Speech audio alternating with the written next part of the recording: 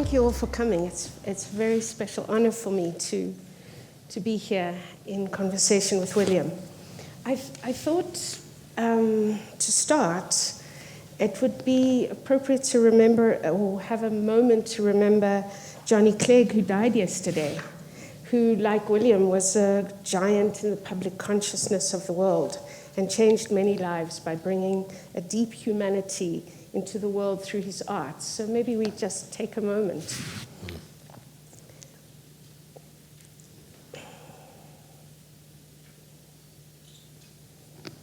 Thank you. So there are huge demands on William's time and energy, and yet he always makes time to honor collaborations and meets many requests that come his way. I have to say up front that it's a very special opportunity for me. And when I told him yesterday that I was nervous, he brushed it aside and suggested that, well, maybe the audience would be more engaged if we disagree vociferously with each other. So I don't think that's going to be possible for me.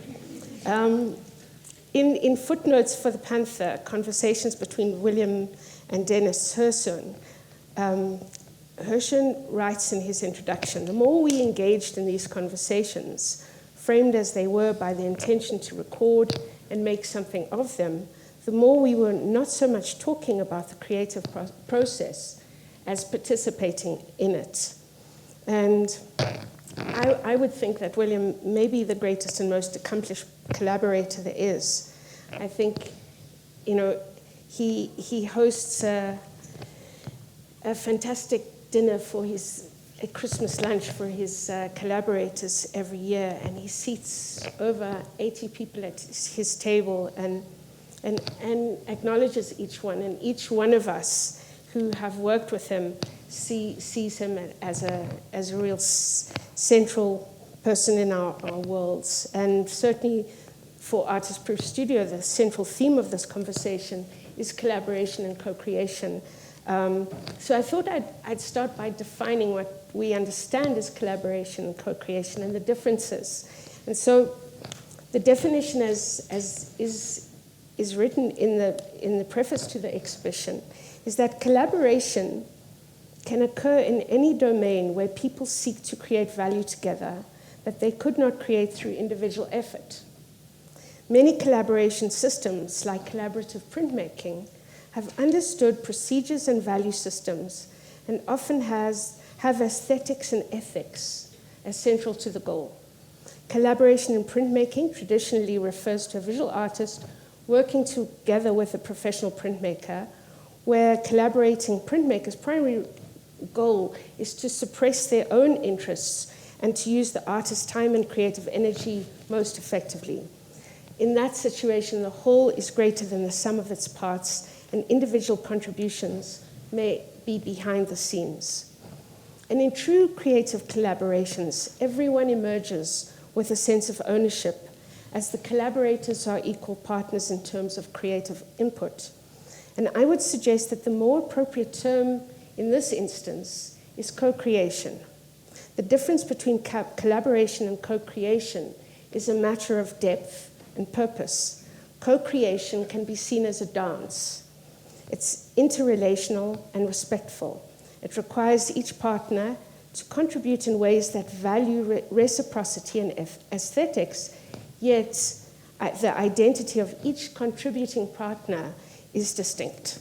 So with that introduction, I would like to ask William a question about his theatrical performance works, where collaboration exists on a really grand scale. So for instance, in The Head and the Load, the ambitious performance included over 80 participants or more. And my question is, how does the nature of the collaboration change when you're both a creator and director and working with so many different people on so many different levels across many different fields? And also, many of your collaborators have gone on to achieve great, huge careers. And how does that affect the continuity? Okay.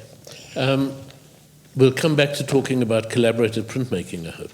Because that's really where we should be. That's almost where we should be beginning, because that in a way is an early starting point for collaborations. Well, that's the first disagreement. Okay. Okay, that's good. There are points of overlap between what it is to work in making a print and what it is to make a piece of theatre. In each case, there's a kind of transformation that's going to happen between a first idea and how it arrives. Maybe first I'll talk a little bit about printmaking, and then we'll get to the theatre. So with printmaking, for the first several years, I was my own printer. So both the person who made the plates and who etched the plates and who beveled and polished and did all that, but also did the inking up, the cleaning of the ink off the surface of the plate, the running it through of the press and printing the editions.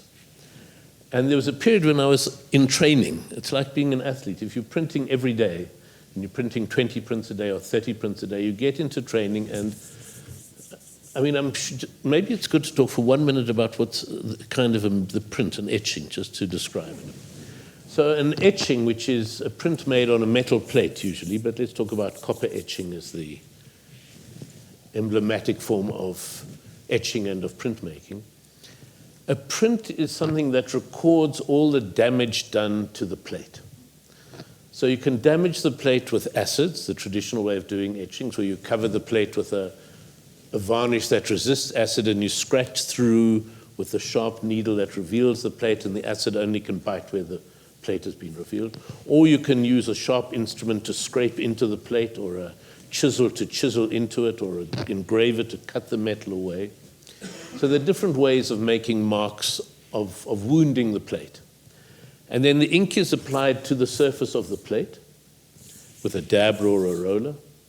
And then you wipe away all the ink on the surface, leaving only the ink that is left in the different wounds of the plate.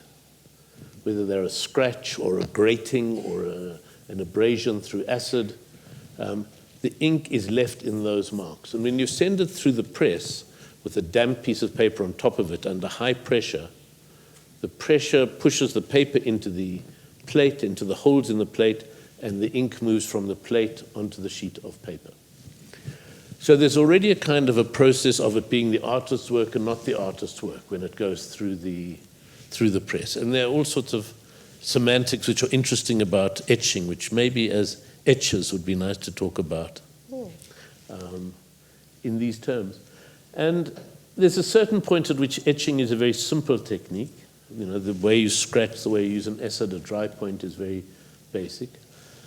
But there are printing techniques that require an extraordinary expertise on the part of a printmaker to understand the humidity of a room, the nature of a stone, how strong an acid should be, how weak an acid should be to keep the dark and light tones, in which you need to both be in training, you need to be doing this every day, and you need to have served a solid apprenticeship. So my training as an etcher was a 7-day workshop, a 5-day workshop run by Pino Cattaneo at Wits, in which you were taught to do an etching, on the strength of which I called myself a teacher of etching at the Johannesburg Art Foundation. And so a lot of my collaborations in all the years since then with professional printmakers and expert printmakers has actually been to try to learn how the hell this is meant to be done. So at a certain point, A, one runs out of skill to know how to use the techniques, and B, one runs out of the fitness of printing if you're not doing it the whole time. And then it becomes essential to work with printers who do that in each time. But the key thing, which is maybe what we should get into when we talk about the nature of collaboration, is that the same drawing done by an artist is transformed by the different printers they will make it with. And sometimes not even the different printers, by the different print studios, because print studios have their own touch, their own kind of surface, their own kind of inking, which may run between different printers in the same studio, but it's a kind of a house style. And so the collaboration that happens is always a negotiation between an image the artist is making and where it meets this particular form of etching, of printing etching. Is it wiped by hand? Is it wiped with a piece of newsprint? Is it a soft blanket? Is it a hard blanket? Is the paper very damp? Is it quite dry? There are a million variables that will change the way the print is made. And that is a kind of a dance. Anticipating the way it will be printed and working towards that. So there are certain sorts of prints that I would never do at Artist's Proof Studio, and there are many prints that I would only do at Artist's Proof Studio. And there are many surprises, prints I expect to turn out one way through your studio, but which turn out very different as the print arrives. Because the print is always a surprise. You have a sense of how it's going to look on the plate. You know, you've got the shiny metal with the black ink in it, so you get a sense of it. And then it comes out on the sheet of paper, and usually it's a disappointment. There's something about the richness of a copper plate with the ink in it that no ordinary paper can be done. I think one of the questions I was wanting to ask you is that we know why we collaborate with you, but you have collaborated with every printmaking studio here in South Africa and abroad. What is it that interests you about the different kinds of collaboration? And then after your answer, maybe it would be nice to show that little clip of the making of the refugees. Okay. I think they're different things. One of the things that's a pleasure for me to acknowledge here with people here who know is what a hero Kim is in the project that she has done. Yeah. I think it's a model kind of print studio that you've established over these years, in that both it is a place for people who want their editions, professional artists to get their prints made. At the same time that is happening, it's a training process for other printmakers. And it's both. It's a pleasure to both make the prints for myself as an artist, and it's an extra pleasure to feel that I'm also able in this way supporting the ongoing project, which is larger than just the individual artist's prints, which is a whole ethos of what it is to make art. People both learn the technique of printmaking and the artistry of becoming an artist through the medium of printmaking at the school. And there are many people from the school who've gone on and become independent artists in their own right, using techniques of printmaking, but not only in the internet. In many places around the world, there are artists that are making very successful lives for themselves here in South Africa. And then there are many people who come out who will be professional printmakers, but will not continue a life as an artist in their own right. And I think that's an extraordinary thing to have both established and maintained. To maintain it after the first 3 years is much harder than the first establishment. So that's the reason. But it's also because there's a chance of doing a kind of print, and that has to do with the tact, the touch of you and Nati and all the printmakers that work in the studio. It's helped by the extraordinary paper that is made by the Pumani paper works that was also started together with Artist's Proof Studio. So it feels a very lucky collaboration for me to have, and it's a bonus that it also helps the studio to keep going. And let it also be said that Kim is very persuasive. She will arrive with a proof of the print we've been working on for months and say, I just happen to have in my back pocket here 2 copper plates. And maybe you could just do a drawing on these 2 copper plates.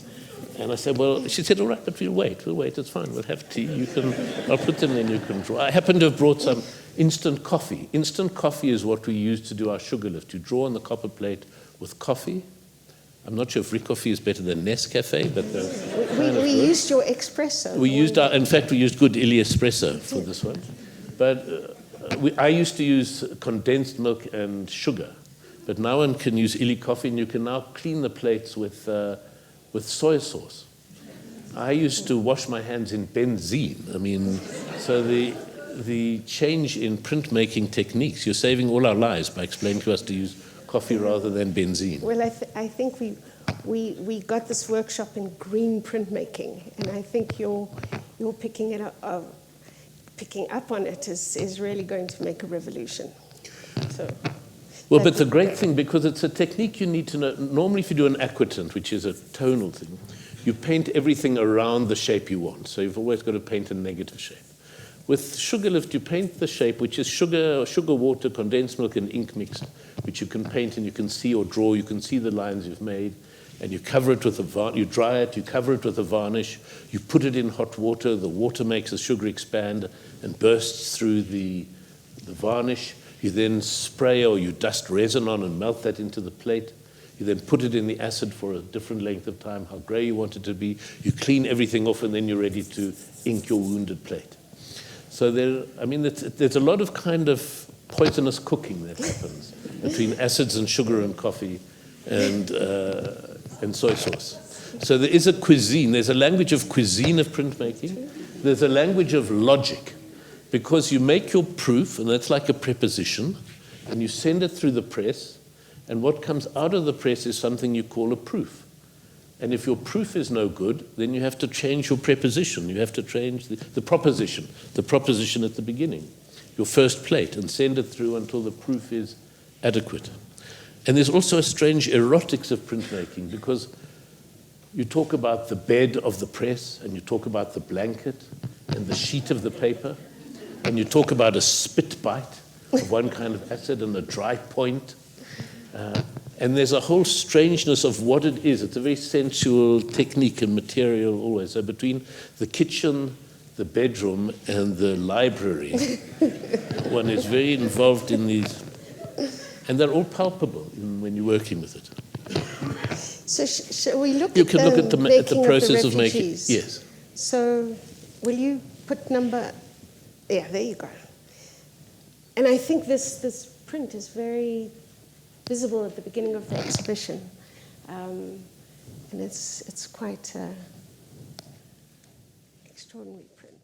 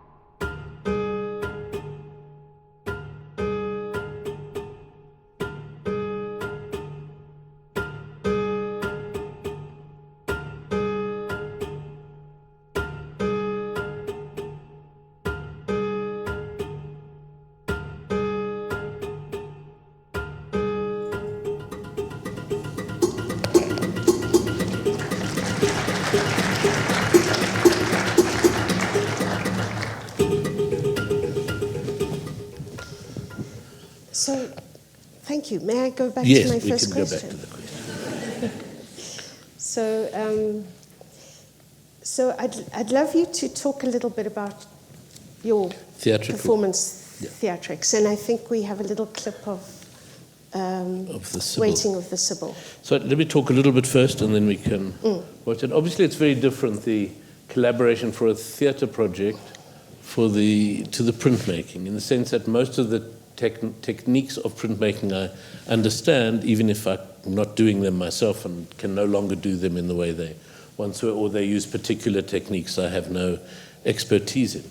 But when it gets to performance, it's a sense of there's an impulse I might have, an idea, an image, a series of scenes, a theme, but then it's very much bringing in other artists to make it. So it's bringing in a dancer.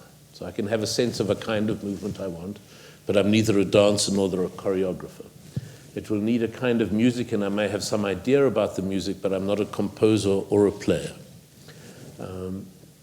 So there are those very basic fundamental elements that come into the studio to start making it. And then there are also areas in which I may also have an idea about a look of a costume, but I work with a costume designer and a set designer and a lighting designer. So to realize a first impulse, there may be in the studio 20 or 30 people making it. And there it's a constant negotiation between the different images and ideas. So in printmaking, even in the most, when one's working as a co-creator, as to use your term, with the print, it's very rare that they would say, I know you've drawn a horse, but I think let's rub that out and draw a stepladder. I think a stepladder is a better idea. Whereas when one's working with a lot of people making a piece of theatre, there's very often a loud dispute about the first ideas and the first images. And then maybe a history of the kind of collaboration. When I first started working collaboratively in theatre in South Africa in the 1970s and 80s, the most interesting theatre, if one thinks of the Fugard pieces done with John Carney and Winston and Chona, were pieces made through an improvisatory, collaborative process. There was a way in which, through collaboration, different parts and different communities of the country could actually listen to each other and hear each other in a way that's very different to an author writing a play script on their own in their separate room. And so the first collaborative theatre project I did was with Junction Avenue Theatre Company, which had a kind of radical democratic idea that everybody's voice was equally valid. And it was an interesting lesson in democracy. Because what it really meant was that whoever was the most strident or the most self-certain was the way that one went. I was always uncertain about how things should be done or how we should tackle a scene. And there were certain people in the group who were very certain of exactly how it should be done. And I found I would always give in to that certainty, but realized afterwards if I'd hung on to my uncertainty, we'd have had a better result in many cases. So when I came back to working in theatre many years later, and started working again collaboratively, there were two things that were vital. The one was to structure into the very technique and strategies a space for uncertainty, for doubt, for not knowing what we were doing. And secondly, to say, even though there was the space, there was not this radical democracy of equal decisions. In the end, I would be the director and the decision maker, while making a large space for all the other work to happen and listening very carefully to the other voices. But making a space for not knowing what we were doing was the vital part. And it still is. It still is a central part of all the collaborations. When I was first looking for a costume designer, I was doing an opera in Brussels, the first big-scale opera, and they said, well, who's your costume designer? And I said I'd never worked with one, and could they recommend? And so they recommended 3 costume designers who came to see me. And the first two, obviously knowing this is a big opera project and very important, came with very detailed drawings of costumes for the Magic Flute. And I thought, they've done all the work. They've done these detailed, beautiful drawings. I'd better agree to them and use these, and I'll change my idea of the production to fit in with the costumes.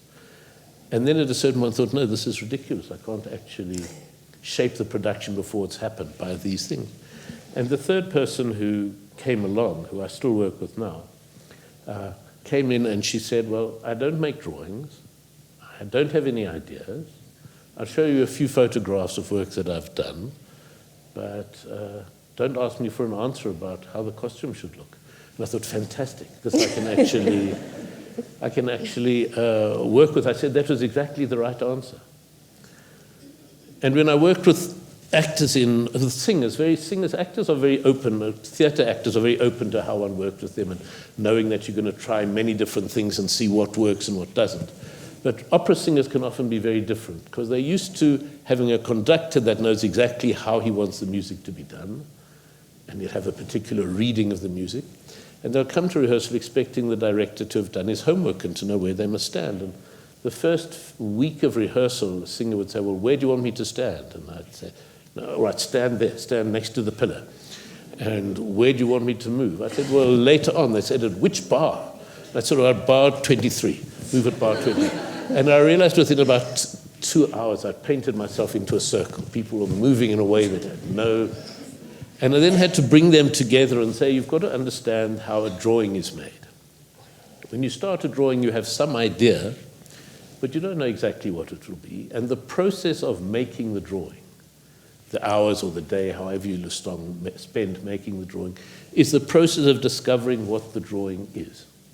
And that will be the same here with us.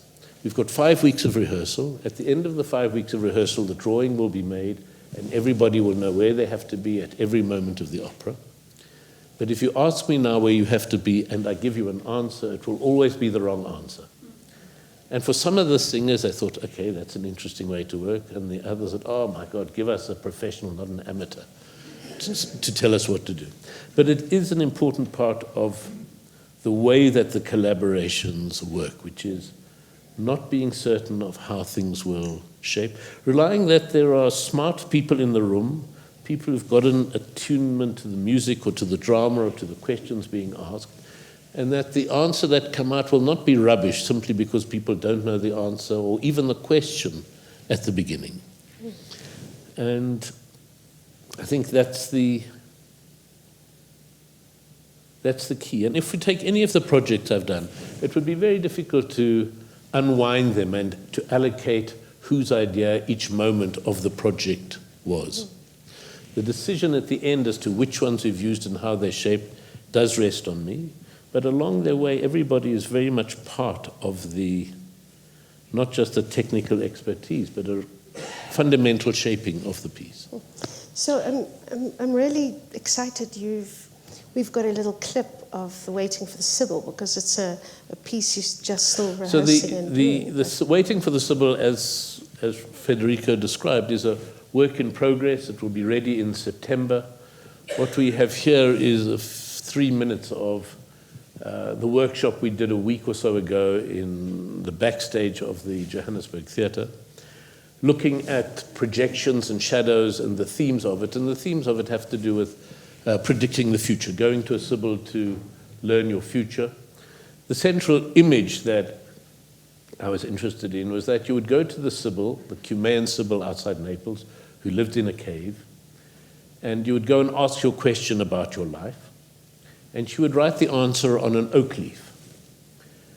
And then you would go to get your oak leaf from the pile of leaves at the front of the cave, but as you approached, there would always be a wind that would blow the oak leaves around, so you never knew if you were getting your fate or someone else's fate.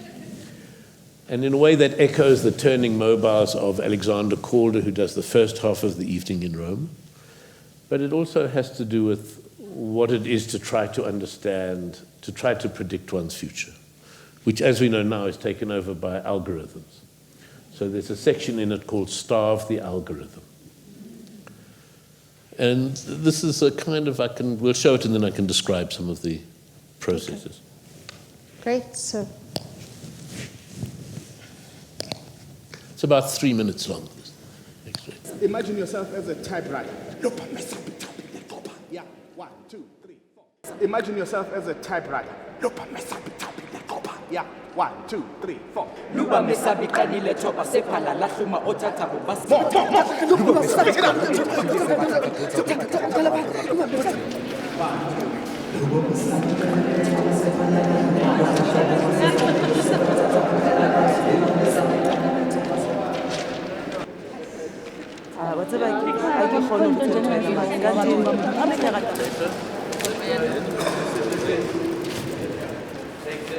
You're about to give it to Lani. Stop. And you stop, and then you listen to the first one.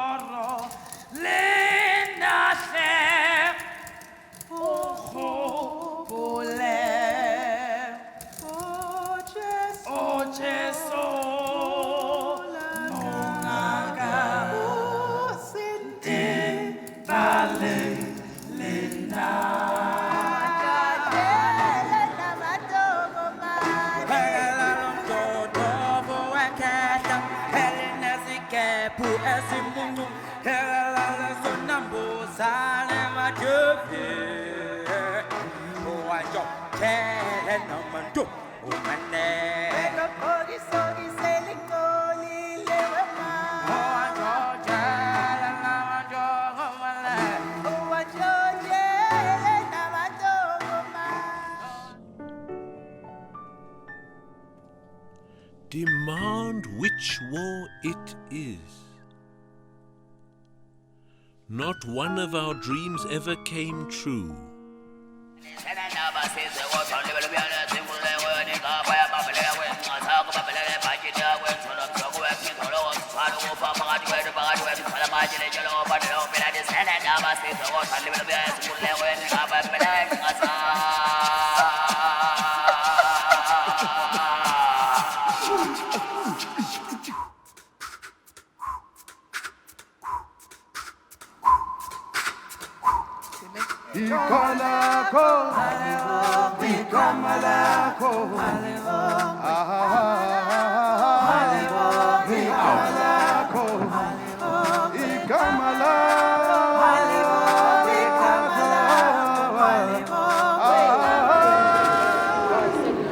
Remember that year? I remember you. That's you. That you're holding the stage. The whole time. We were taking it.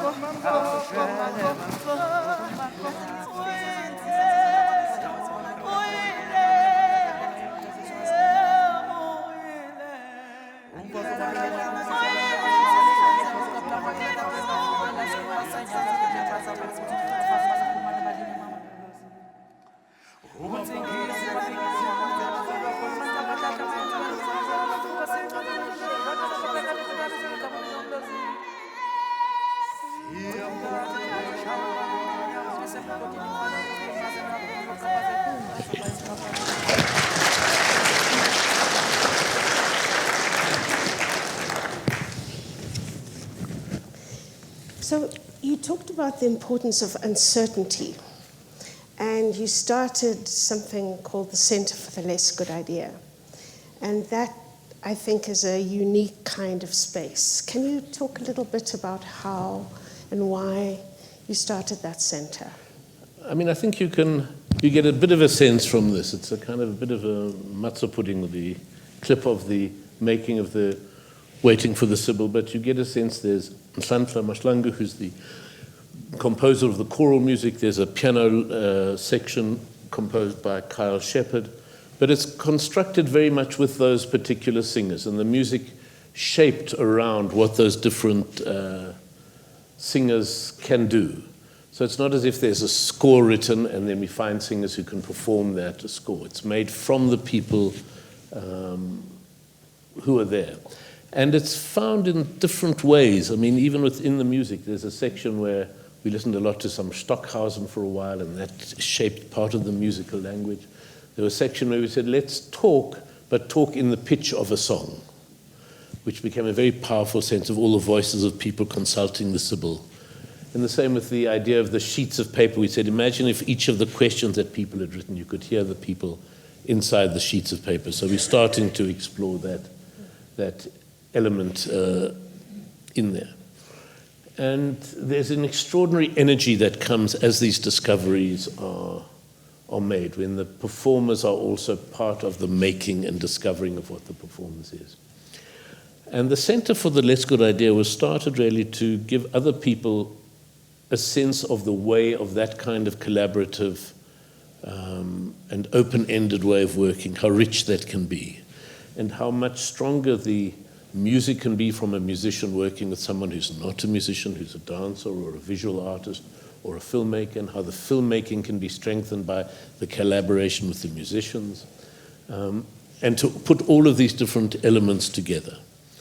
And it's called the Less Good Idea, the Center for the Less Good Idea, which comes from the Tswana proverb. The actual proverb is, if the clever doctor can't cure you, find the less clever doctor. But for this is, if the good idea can't save you, find the less good idea. And the less good idea is everything that happens when you've had your first idea and you start working on it, everything that arises in the process of making it, of the ideas that come from the musicians as they're starting to play with the sound, that comes from the costume designer with the cardboard hats that suddenly turn into geometric shapes that can feel like called a mobile. All of these different elements come together. In the video side, there are a lot of different drawings that I'm doing, and then I'm relying on the video editor, Jana Marovic, to say, oh, if we put this image together with that, suddenly we make a connection that I hadn't anticipated in the drawing. So that's the heart of the Center of the Less Good Idea. And we have 2 seasons a year with different curators inviting different actors, musicians, dancers, poets to work on making a season of 4 evenings. And we have 4 public evenings twice a year. And the next one will be in October. And we have our workshop next week to start to do the cooking, to see what happens when different people come together. So it seems at the Center for the Less Good Idea, everybody comes together with their own sense of identity. Yes. And very often with their own projects already cooking. Okay. And so in that situation, what projects do you consider as most successful? I think the projects that in a way are most successful is when a participant comes with an impulse, something they're interested in, and then allows it to grow with the people that are there. When people come saying, all right, I have come with no ideas, let me see what's there, let's just play, then very often it becomes feeble. And if people come with a very clear and rigid view of what they're going to do and there's no flexibility, then that's a pity, because there isn't the time or the resources to realize big projects that people often come with. It's about the fragment. We had a season, our last season was a season of 11-minute epics. We made 20 11-minute epics. And some of them people had a very good sense before they came of what they would do, but about half of them were invented by that collaboration. And those are some of the strongest. Those are some of the strongest ones. It's a kind of it's no good to just say, well, it's a free-for-all, but it needs to have an openness within the heart of something that people feel strongly about. And we have a very short clip. We've got a clip of one of to show kind of what a studio and the center have to be. They have to be safe spaces for stupidity, for giving an impulse the benefit of the doubt, for allowing a kind of free association. To say, well, what happens if you put a boxer together with a typewriter? What can come out of that? Is there something interesting? And usually there is something interesting. Sometimes we can realize in the season. Sometimes we have a sense it's an idea that couldn't be realized. And sometimes we realize it's not just a less good idea, it's simply a bad idea. So there's a mixture. We hope to have a high enough percentage of really great work. And sometimes we succeed. So the clip you have for us... The clip we have is from our first season, the workshop of the first season, just because it gives a sense of how it works. So I think it's a minute long, and then I'll describe what we see. Okay, shall we? Yeah. And I'm not loving this. It was born, I was a natural prophet. It used to be very respectful. It used to be very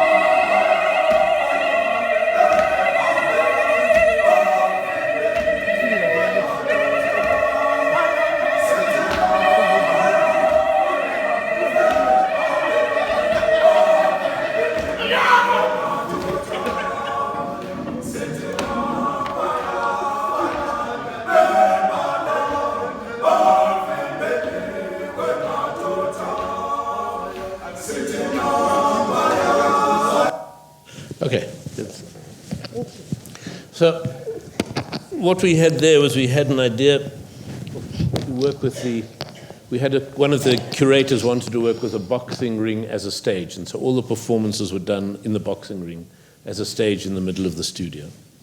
And we worked with the Hillbrow Boxing Club, which is a great amateur boxing club in a garage under one of the buildings in Hillbrow. And a lot of their boxers came and joined into the workshop.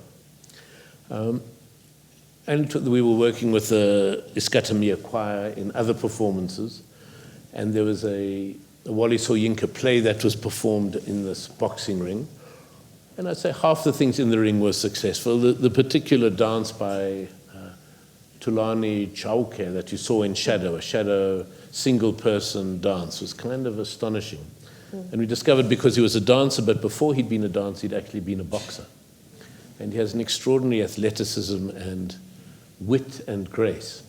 And there was just a minute of that, but that had the strength to really be expanded into a kind of wonderful solo show of performance of what the body couldn't take. And he's in fact been in many of the different other iterations. So that was both a discovery of him for us, of what we could do within that structure we'd given us, of the madness of it. And the choir themselves did a really remarkable project later on with Gregory Matoma and Nhlanhla Mahlangu called Requiem Request, which was in the Holland Festival recently and had its whole life. So the fact that a lot of the things that we did, the typewriting and the boxing didn't work. That's an example. It didn't work. If we put a microphone inside the typewriter and we had a typewriter that was less damaged, we might have been able to, and a typist, we could have done an interesting percussive piece between the rhythm of a shadow boxer and the rhythm of the typewriter. And in fact, that's the reason we've brought the typewriter back into Waiting for the Sybil, in which case the person you saw as the boxer there, Tulani, is in fact the person at our typewriter, and he does kind of wonderful things with the typewriter in this room. So that's kind of the way that the center could operate. So I have one more clip of you collaborating in conversation with yourself. But I've also had the privilege of sitting with you when you are working on a piece with Jana Marovic, and it seems very much like a dance, because in a way you anticipate each other. She reads you without conversation, and suddenly there's something coming together. So I wondered if we could see that see a clip, or maybe just talk a little bit through how you collaborate when you're making a film. Well, the collaborations with myself, which have been going on for many years now in different forms, they're possible because of simple video editing technique. You set up a camera, you film yourself, you don't touch the camera, you film yourself on the other side of the frame, and very simply you can just edit the two pieces together, and then there are two of you talking to each other. So that's something that would have been really complicated in a pre-digital editing phase. You could have done it with optical things in cameras, but it would be very expensive and very laborious. This is something that's possible through the current technology in a very simple way. And what they became a continuation of the split that one often has of the difference between what it is to be making the work, whether you're writing an essay, or whether you're making a drawing, or whether you're singing a song, and then when you step back and you listen to your recording if you're singing, or you reread the next day the text that you've written, or you step back from the drawing you've made and you look at it not as the person making it, but as a viewer.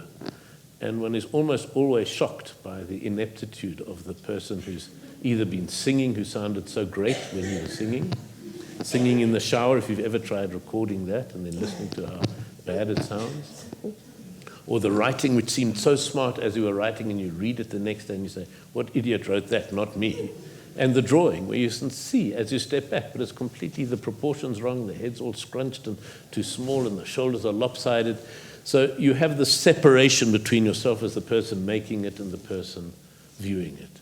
And in a way, that's what so they're not really, they're conversations more than collaborations. But they're an ongoing project. They're called drawing lessons, and I shoot one or two every year, and there must be 20 or 30 of them by now. So can we watch We can watch a clip clip of of a that, short Joy, clip. please? At least can you describe how you make your work? I mean, perhaps it's like an image that you have in your head, and you start at the top and you pull this image comes closer and closer towards you. Or do you start with a blank sheet of paper, and then slowly you find this intermediate membrane between yourself and the world that enables you to navigate your way?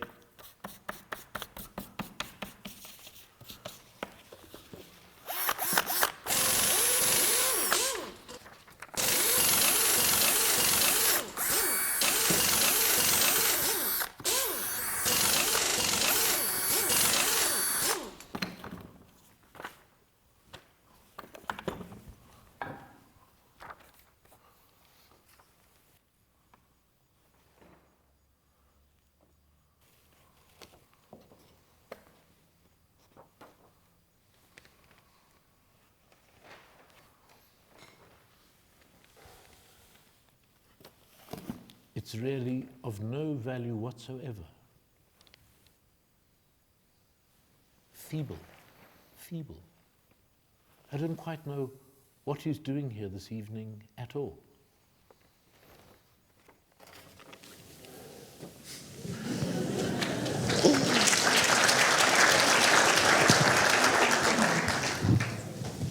So, William, we've got about 15 minutes left, and I'd like to open for questions, but I have one more question first. And